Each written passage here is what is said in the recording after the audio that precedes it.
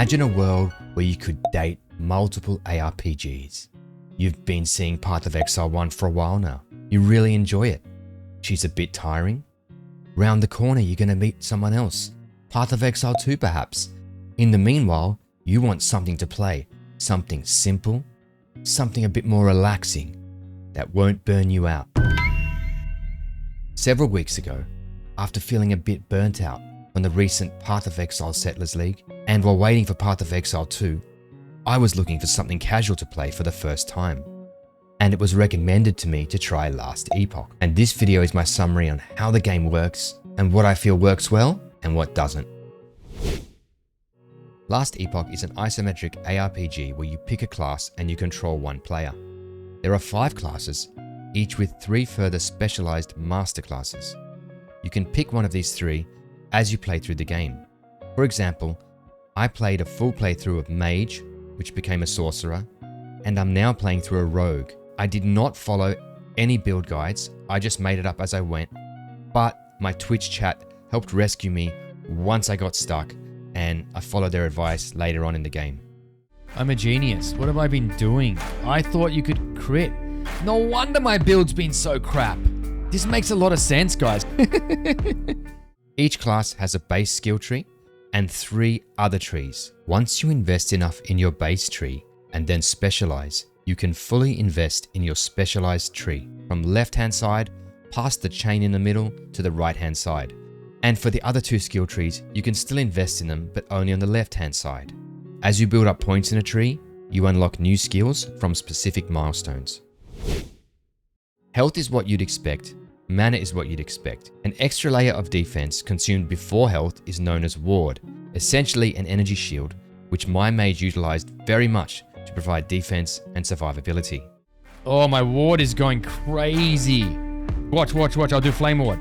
Bang, 2500. Endurance is an underlying layer of defense consumed when health drops to a specific level. You have potions to restore health depending on how many potion slots your belt allows. Give me the potion. Oh, I got no potions left.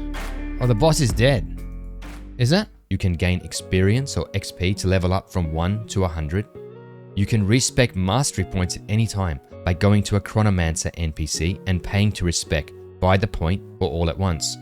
These options make it really easy to play around and fine-tune or even overhaul your build as you play. You have a single skill bar where you can place up to 5 skills. These can be bound to your keyboard, mouse, etc. Skills can also be triggered by other skills or by conditions, for example provided by gear. Skills have their own skill trees where you can invest a number of points, 1 to 20 gained from experience as you play, plus whatever you get from gear, to upgrade or change these skills. The options here are varied and really interesting. You can do things like focus or convert the damage or effect of the skill, add new effects or modify skills, improve power, affect cost, trigger other skills, affect cooldowns, and many other skill-specific upgrades. This is one of the highlights of the game, as the skills are fun, the changes you make are impactful, consistent with the spirit of the game. You can respec points anytime for free by despecializing in a skill entirely or removing individual points. You will temporarily lose points when you do this, but don't worry, you will gain them back as you gain experience, which is a fair system, I feel. This frost law thing, it doesn't just randomly bounce. That's why it's OP. Looks like it seeks them out. Wow, that's where they've OP'd it. Don't tell them. Look at that, just keeps going through everyone. The campaign spans 9 chapters and 5 timelines. About timelines, I find the concept to be pretty cool, but I don't think the concept was leveraged as much as it could have been. Besides some teleporting here and there, I felt like they're just different ways to divide the map in the game. Perhaps more can be done in future. The campaign feels not too long, not too short. Feels about right, but that's subjective. I find it quite enjoyable and simple. Not very memorable, but maybe that's me, I don't tend to read a lot of the lore. There is guidance and hand-holding throughout, blinking circles for example on the map, not just in the campaign actually, but in the end game, directing you to doors or spaces on the map, which are your objectives. Yellow quests progress the campaign, blue quests are side quests with rewards. In my opinion, the most important being those that reward passive points or idle slots. Note you can unlock a max of 15 passive point rewards and 8 idle slot rewards, so not much point in doing them after this unless you just enjoy the quests. Note you can see quest rewards from the map screen and track quests you're interested in. You can skip the campaign from pretty early on and go straight to the endgame. I would never recommend this on a first playthrough, but when you do this, be aware there will be a large level difference between enemies and yourself, although you will level up fast. I love skipping the campaign actually. It's tough, it's awesome. And you will also have to go back and do quests if you want passives and idle slots. To help you with these quests, you can take shortcuts through the campaign through alternate leveling paths.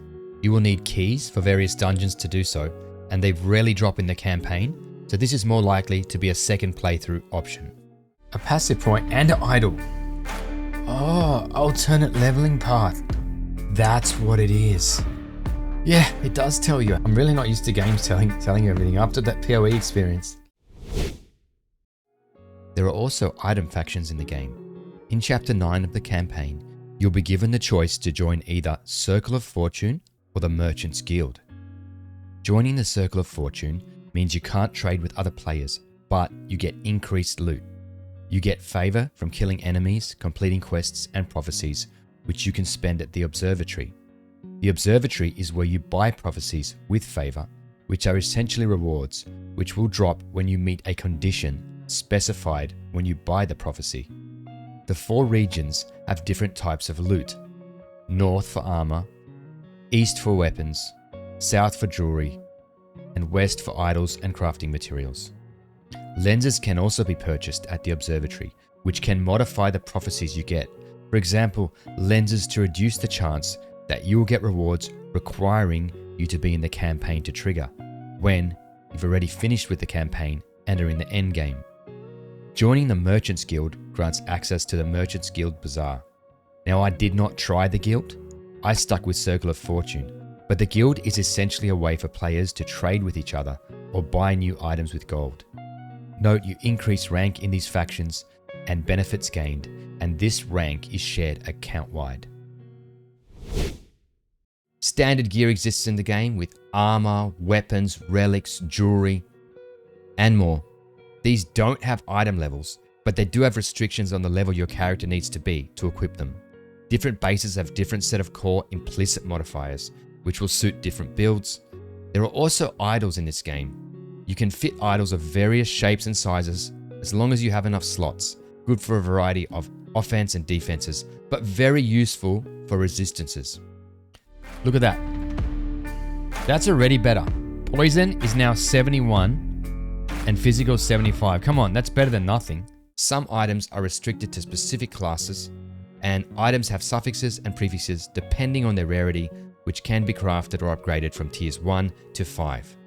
Also, gear can be found with or crafted to have sealed affixes, which are in addition to the normal affix slots, and once sealed cannot be changed.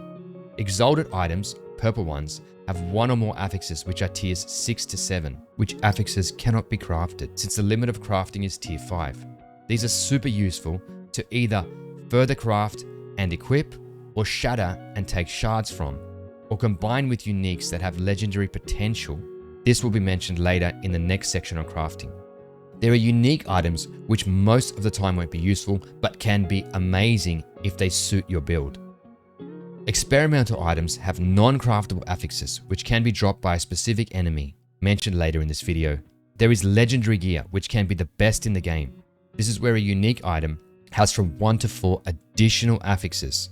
Gear with legendary potential, which are uniques that can be combined to take on these additional affixes and become legendary, can also drop in the game, or you can try to create them with the Nemesis mechanic mentioned later. There are Weaver's Will uniques, which can be present on a unique with a number next to it. This means when equipped, as you gain experience, the unique will level up and consume 1 point of Weaver's Will, each time either adding a tier 1 affix or leveling one of the added affixes up to a max of tier 7. Up to 4 affixes can be added, so try to get an item with high Weaver's Will. There are set items, in green, which are mostly totally useless besides fetching a reasonable price at a vendor. One tip is to check vendors during the campaign, as good items can often be purchased from them. And you can gamble for items at specific NPCs marked with dice. You have easy access to the crafting menu with F from anywhere in the game. This is known as the Forge, which is why I say in this game, when crafting in the Forge, note that all gear has a determined forging potential, and a different range of potential will be consumed on each craft. Once it reaches 0, you can no longer craft on the item. Crafting higher tiers of affixes can use more of this potential, but you can still upgrade something that, say, uses 10 potential if you have just 1 left. So this means a good strategy to get more out of your gear and out of your crafting is to upgrade lower tiers first, and then with your remaining few potential, do a nice high tier craft which consumes more than you have left. Yes! 8 throwing damage. Nice. Minion health I hate, but that's alright. Shards are the way you add new or upgrade existing affixes easily, from tiers 1 to 5. Each shard is for a specific affix and can be picked up or extracted from gear. Glyphs exist to modify your crafts. For example, a Glyph of Hope, which provides a chance for you to use no forging potential on your craft, or a Glyph of Chaos, which randomly changes an affix to another when upgrading its tier. Runes fundamentally change your crafting. For example, a Rune of Shattering destroys an item to convert it to a number of crafting shards depending on its affixes. Useful for items with high tier affixes you want, but on bases you don't want. Runes of Discovery you can use to fill empty affix slots with a chance for rarer affixes. And there are Runes of Ascendance, for example, which create a unique item based on the item's type. When adding or upgrading affixes, you have a chance of a critical success, where the craft will cost no forging potential or shards, and a random affix with a tier lower than tier 5 will also be upgraded for free. Let's get the int up. Come on, give me some critical success. Critical success! Man, that's a lot of critical successes. Crafting preserve potential. What? Critical success! What the hell is going on? Lastly, and worth a mention, even though this is not done through the Forge, you can create legendary gear by combining gear with legendary potential to take on affixes from exalted items. This is done at the end of a Temporal Sanctum dungeon. More on dungeons later. Random affixes will be transferred to the unique. The number of affixes depends on the potential. That's a pretty good item for me, yeah? Now there are additional or optional games within the game which I call mechanics that are accessible in the campaign or the end game. These include Nemesis, where you are presented with a set of items which can be received or upgraded by selecting Empower up to a maximum of 2 upgrades. Items often include uniques or even uniques with Weaver's Will, which you'll want to level up in power to see if you can get more will. Uniques could gain legendary potential or even become legendary. You also get the Egg of the Forgotten in here, which can be swapped for a unique item, for a chance to receive it back with legendary affixes or potential. There are Rune Prisons, where you can choose to fight an exiled mage, which on death drop experimental boots, belts and gloves. That is, those with special affixes that cannot be crafted, as well as other special crafting materials. There are Overburdened Lizards, which when chased and killed drop loads of shards and gear. Caches, which are chests that reward random items. Shrines, which drop items, grant buffs or minions and can be very powerful. And Weaver's Will, which I mentioned in items. There are also 4 dungeons in the game, accessible via keys that drop in-game. It's not working. What the hell? Oh. Defeated by the door. Each dungeon has 4 tiers. When you complete one at tier 1, you unlock the next tier and so on. Higher tiers mean higher difficulty, but also higher rewards. At the end of each dungeon, you get a reward unique to that dungeon. For example, Temporal Sanctum allows you to combine a unique with a legendary potential with an exalted item, or Soulfire Bastion allows you to gamble for modified items using souls you get from killing enemies in the dungeon. And if you die in a dungeon, you lose the key and you will have to start the dungeon from the beginning. What? No! Switch time to avoid the blast. I have to do that all over again. Where is she anyway? What happened? The endgame is known as the end of time. You can access this area prior to finishing the campaign, as soon as the end of time is available on your map. The endgame area, also known as the Monolith of Fate, is a set of 10 timelines, which are webs of connected maps, each known as an echo, which is like a connect the dots where you need to go to one dot first to get to the next. These echoes have varying objectives, which once completed reward you with stability. Stability is a point system where 3 thresholds can be reached per timeline, where at each threshold you can complete a timeline quest. The Monolith boss is the 3rd quest. Once you beat the boss, you can walk to the next monolith and repeat. Each boss grants you a choice of a blessing like a constant buff and can drop their own specific uniques. I'm gonna pick that picture. That picture looks better, guys. I'm not even gonna read it. Ready? Note, each echo also has its own loot reward, which is received when completed back at your base. But if you die during the echo, even when you go back, there'll be no loot reward for that echo. After making it to the Shattered Road at the top of the Monolith of Fate, you will unlock the true endgame called Empowered Monoliths.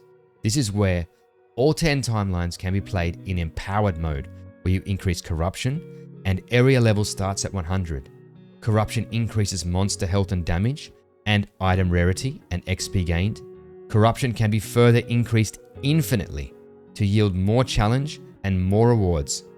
To increase corruption, expand your web by completing echoes until you find and defeat Oribus, after which the web is reset and you start again. There's also more in the endgame, like the pinnacle boss Aberoth, which uses the Forgotten Knights faction to track your path and provide bonuses from killing Harbingers as you progress. Quality of life is a standout in this game. The game provides convenient inventory management with the ability to transfer all crafting materials out of your inventory at the click of a button, and you are able to sort your inventory also with the click of a button. A comprehensive in-game loot filter system allows you to quickly customize your loot filter and is very powerful. New stash tabs can be purchased with in-game gold, and you can jump around the map by clicking on waypoints you've discovered and use your portal at any time to return to town. This game provides very user-friendly instructions and guidance throughout, from explanations with examples to tooltips. Use this on a silver ring to turn to any unique. I love the examples, by the way. You know the sentence under that? To an in-game wiki. And you can mostly rely on stats. And you even have a dummy, which you can use to see your damage. You can't see your DPS currently, but it wouldn't be hard for the developers to add this, so I recommend they do. So what's the verdict? I'll go through the positives and negatives as I see them. In terms of positives, 1, it's an easygoing and relaxed game. I don't feel like I'm gonna die all the time, except when I make silly build decisions. Skills having their own trees, and the trees being so meaningful with such varied abilities, and the way you can customize your skills and you can respec and practice and experiment with them is probably my favorite part of the game. And on that note, the game allows for experimentation. You can play around with things, you can respec them quite easily, and they're quite powerful so that you don't feel like you have to follow a build guide like with some other games, which is a lovely feeling and it's just a whole lot of fun. The quality of life in the game is outstanding, from the explanations to the wikis to the loot filters and more. And I think the graphics and the style of the game is quite good. So what are some of the negatives of the game as it stands? The game feels like it's lacking a lot of end-game content. A lot of depth is not there. The game will need time to reach its full potential. But right now, it's more of a relaxed game which you can play, but not for as long as games like Path of Exile. And even though the game does scale infinitely, which is great, I feel like it takes so long to get to that end game that often you can feel bored by the time you're there. Now, I've noticed that some players absolutely love this and don't find any boredom at all, and that's great. But for me, I did find that the interest sort of wore off by the time you were in late game. I feel like it has more bugs than it should. And as I mentioned earlier, timelines are such a good concept, but I don't think the game utilizes timelines to their full potential. So maybe that's some feedback the developers could take on board. So overall, what's the verdict? It's a fun game, it's a relaxed game, it's a good game. It feels a bit shallow, it needs more time to develop and flourish. It's like a wine, which is a bit immature and you need to leave for a few more years, maturing until it gets far more robust. They add more mechanics, and then let's come back and have a look at it. In the meanwhile, I'm happy to play this game in between leagues of other games, for example, Path of Exile 1 and 2, and I'm looking forward to seeing how it matures.